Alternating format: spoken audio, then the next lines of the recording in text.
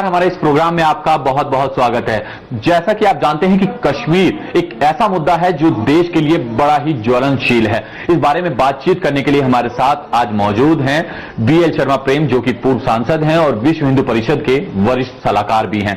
शर्मा जी, आपका बहुत बहुत स्वागत है। कश्मीर एक ऐसा मुद्दा है जो पूरे देश में इस वक्त सबसे बड़ा मुद्दा है और चर्चा का विषय ये सालों से रहा है, लेकिन आज तक कोई हल नहीं निकल पाया। क्या है ये मुद्दा, कब से ये सामने आया, आपसे जानना चाहेंगे इस बारे में। ये मुद्दा रात्रि 12 बजे से जब देश खंडित हुआ और उस समय हिंदुस्तान की सभी रियासतें के लिए सरदार पटेल जी ने कहा कि तुमको कहां जाना है, क्या करना है। सबने कहा कि हमको हिंदुस्तान के साथ रहना है, लेकिन किसी कारण से नहीं।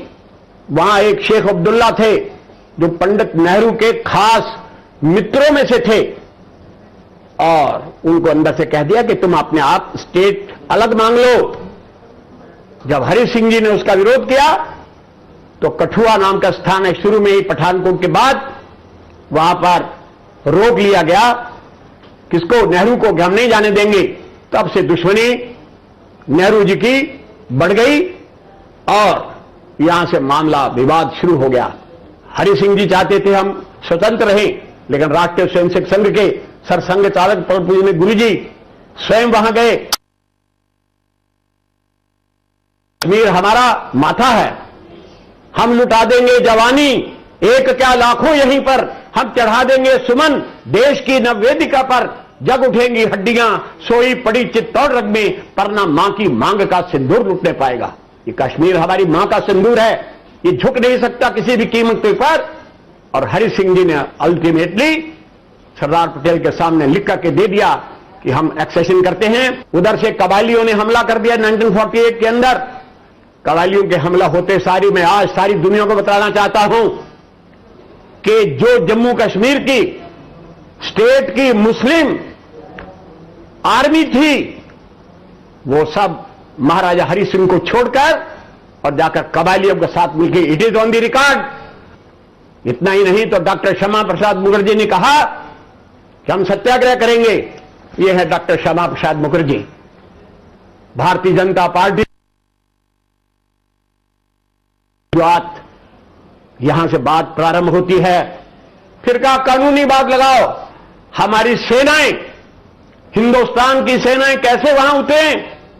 वहां कोई भी एयरपोर्ट नहीं था। आरएसएस के 2200 कार्यकर्ताओं ने, मैं सियालकोट का रहने वाला हूं, मैं जम्मू में था, हम लोगों ने तैयार करके पहला हवाई जहाज टट्टू ग्राउंड पर उतारा और जब सेना कबायलियों के पीछे लगी, हिंदुस्तान की सेना को बढ़ते हुए को रोक दिया गया, उसको सीज फायर कर दिया गया। तब से ये इस देश के अंदर कश्मीर अलग हो गया। अब लोग बोलते हैं इसका हल क्या है।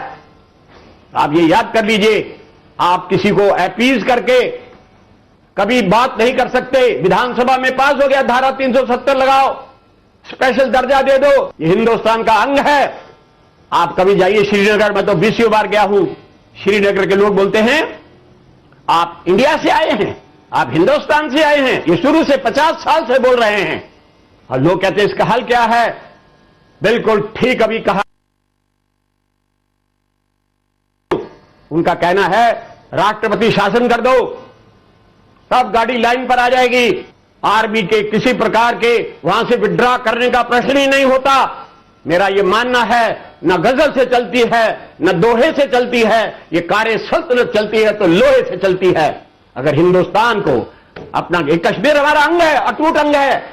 ये विधान अपने, इसमें लोकसभा के अंदर प्रस्ताव पारित है, उसको अवॉइड करके देखो। मेरा ये कहना है कि ये हिंदुस्तान का अंग है, हिंदुस्तान का बच्चा बच्चा कट मरेगा। पाकिस्तान पीछे शह दे रहा है, ये पत्थर मरवाए जा रहे हैं। हमारे सीआरपी बॉर्डर सिक्योरिटी फोर्स के लोगों के हाथ बांधे हुए हैं, अगर कोई गोली भी चला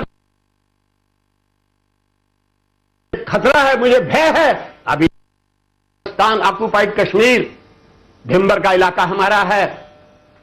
मेरे से सच पूछिए तो अगर जीते रहे तो एक बार 62 जिले जो पाकिस्तान की भी जेल में है, 218 जो हमारे गुरुद्वारे मंदिर हैं, उनको भी वापस लेंगे, तब जाकर के हमको चैन आएगा। कश्मीर की समस्या हल होगी ही होगी। इसका प्रश्न ही there should be no compromise with all these persons. Sharma ji, क्या लगता है कि वहां पर जो सेना तैनात है, बीएसएफ हो या सीआरपीएफ हो या भारतीय सेना के जो वहां पे जवान है, क्या उसकी पावर जो है, उसकी ताकत के जो दायरे हैं वो बढ़ाने चाहिए? बढ़ाने,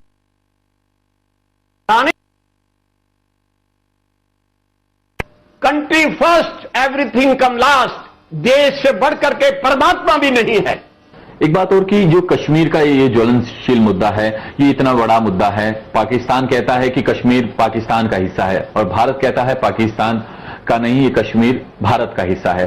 तो आखिर अब तक इस पर सुलह क्यों नहीं हो पाई? क्या कारण रहे, क्या परिस्थितियां रही? वो गलत नीतियां रही हैं सरकार की। हम शुरू से ही उनके सामने झुकते रहे हैं। जब कश्मीरी पंडित वहां से निकल के आए थे, उसी वक्त झंडा गाड़ देते, कमेराम सभी कश्मीरी पंडित वापस जाएंगे। मेरा यह कहना है कि दुनिया के अंदर शस्त्र और शास्त्र है और ये समस्या का हल इतना ही है कि हम किसी के सामने ना झुके, सब आपको जीजा जी बोलेंगे। एक बात और कि सरकारी जो नीतियां हैं उनमें कहां कमियां रही, किस तरह से उन नीतियों के कारण सरकार की सबसे नीति है कमी in the name of minority. शक्तिशाली को साथ कोई बात नहीं, मतलब कोई शक्तिशाली की संसार के अंदर चलती है, अपने दुर्बल को कोई नहीं मानता और मजबूत रखे अपने एक नहीं हो सकता, सब गाड़ी लाइन पर है। हिंदुस्तान की आर्मी विश्व के नंबर 2 की आर्मी है, लेकिन ठीक है पाकिस्तान उकसा रहा है, फलाना उकसा रहा है, ये उकसा रहा है। पाकिस्तान तो शुरू से उकसा रहा है, उसकी तो इच्छा दिल्ली लेने की है और हमारी इच्छा है एक बार रावलपिंडी तक जाने की। फैसला तो तभी होना है, फैसला वही होना है, लिख लो, आज लगा लो, कल लगा लो। तो चलिए शर्मा जी से बातचीत हमारी इस मुद्दे पर जारी रहेगी। जल्द लौटते हैं छोटे से ब्रेक के बाद।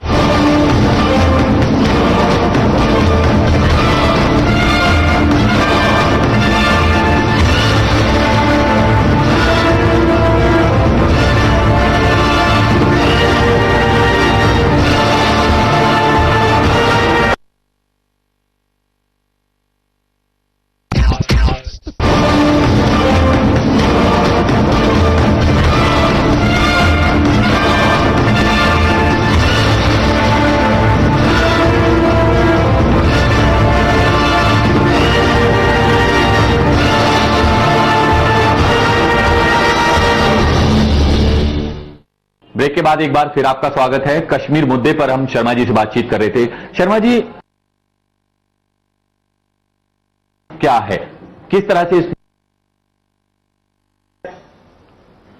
या गवर्नर का वहां पर राज्य हो जाए? एक बात और कि जो ये पूरा मुद्दा है, पहले भी हम इसको सुलझा सकते थे, लेकिन अब तक इन्हें नहीं सुलझा, जिसके कारण देश आज भी आतंकवाद का शिकार है। उस बारे में आपसे क्या कहेंगे? आतंकवाद का शिकार का कारण क्या है? देखिए, जिहादी इस्लामिक आतंकवाद वर्ल्ड को धमकाया हुआ है उसने। अब लोग जिहाद क्यों? उन्होंने सारे विश्व को 2 हिस्सों में बांट रखा है, एक है दारुल इस्लाम, दूसरा है दारुल हर्ब। इस असलियत को विश्व का इतिहास ये बतलाता है। केवल एक हिंदुस्तान है, वहां कवि मान गया 712 से लेकर आज तक टक्कर मार करके रह गए। एक हाल ही हुआ कवि, वो कहता है दीने हजाजी का बेबाक बेड़ा, न जू में अटका न सू में भटका, किए पार जिसने 7 समुंदर, वो आकर दहाने गंगा में डूबा। तो कहना कि आ जाओ, मौका खूब आया है गले सबको लगाने का, अगर तुम भी गले से लग जाओ तो समझो ईद आई है। इस देश को अपनी मातृभूमि, पितृभूमि, पुण्यभूमि मानो। राम और कृष्ण तुम्हारे पूर्वज हैं। जिस दिन ये मदरसों के अंदर मौलवी मुल्ला पढ़ाने शुरू कर देंगे, इस देश का कल्याण हो जाएगा। तो यानी कि साफ है कि जो जिहाद का नाम दे दिया गया है, उसमें उसके कारण ही आज हम इस दौर पर खड़े हैं। साफ है कि एक बात और आपसे जानना चाहेंगे कि देश में कोई ऐसा साल नहीं जाता जब कोई बम धमाका ना जाता होता हो या फिर कोई आतंकी हमला देश पर ना होता हो, चाहे वो किसी भी राज्य के। अगर हाल ही की बात करें तो मुंबई पे इतना बड़ा हमला हुआ, उसके बाद पाकिस्तान से फिर भी जो है भारत सरकार बिल्कुल विनम्र एक प्रार्थना सी करी, हमें वो इंसाफ दे दो जो उसके साथ उस पूरे मामले पर आतंकी जुड़े हुए हैं, हमें उनको देश में लाना है, तो आप हमारा साथ दीजिए। उस बारे में आपसे क्या कहेंगे? बुज़दिली है 99.9 जिहादी इस्लामिक आतंकवाद के माध्यम से ब्लास्ट।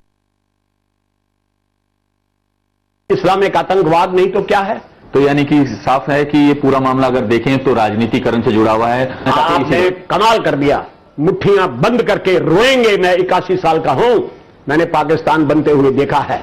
एक बात और कि देश जो आतंकवाद का शिकार होता है, मामला सिर्फ एक ही है, कश्मीर चाहिए पाकिस्तान को। इसके अलावा अगर उसकी उम्मीदें तो बहुत सारी हैं, लेकिन कश्मीर इस वक्त सबसे अहम मुद्दा है और पाकिस्तान को चाहिए कि कश्मीर उसके पास आ जाए और जिसके बाद ये आतंकवाद, क्योंकि पाकिस्तान हर बार आतंकी हमला होता है देश पर और कहता है कि पूरे संसार के सामने, पूरे विश्व के सामने कहता है, यूएनओ के सामने कहता है कि हम पूरी तरह से आतंकवाद का विरोध करते हैं। लेकिन अगर हकीकत देखें, जितने भी हमले हुए वो सारे के सारे उसमें कि कहीं आईएसआई का हाथ है, कहीं पाकिस्तानी सेना का हाथ है, कहीं पाकिस्तान सरकार उसमें किसी ना किसी रूप में इन्वॉल्व है। तो उस समस्या का हल क्या है, किस तरह से भारत सरकार उस समस्या से निपट सकती है ताकि जो बेकसूर लोग हैं देश में रह रहे हैं उनकी जान ना जाए?